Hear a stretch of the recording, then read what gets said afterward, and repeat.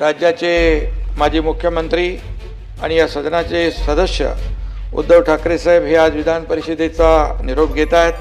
त्यांना निरोगी दीर्घायुष्य लाभो. सभागृहाचे नेते आणि राज्याचे उपमुख्यमंत्री शिंदे साहेब या संबंधीचा प्रस्ताव मांडतील. सभापती महोदय, आज आपण नाव घेतल्याप्रमाणे 9 सदस्य निवृत्त होत आहेत. विधान परिषदेमध्ये अनेक विषयांवर साधक बाधक चर्चा होतात. कधी कधी सत्ताधारी आणि विरोधकांमध्ये आरोप प्रत्यारोप देखील होतात. पण आज आपण सगळे एका हळव्या वळणावर उभे आहोत. आज या सभागृहातले 9 सदस्य निवृत्त होत आहेत.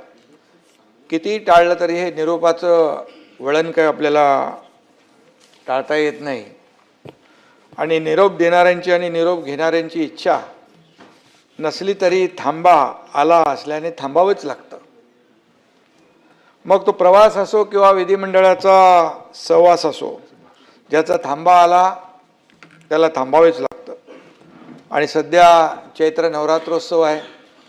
या या वरिष्ठ सभागृहातील 9 सदस्यांना आज आपण निरोप देत आहोत.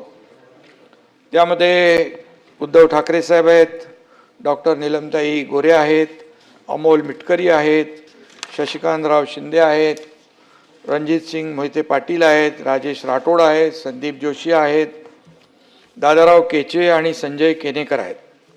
हे आपले 9 सहकारी कार्यकाळ पूर्ण झाल्याने आज निवृत्त होत आहेत.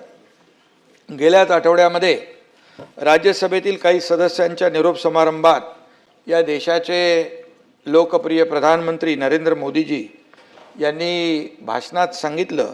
ते म्हणाले, राजकारणात पूर्णविराम कधीच नसतो.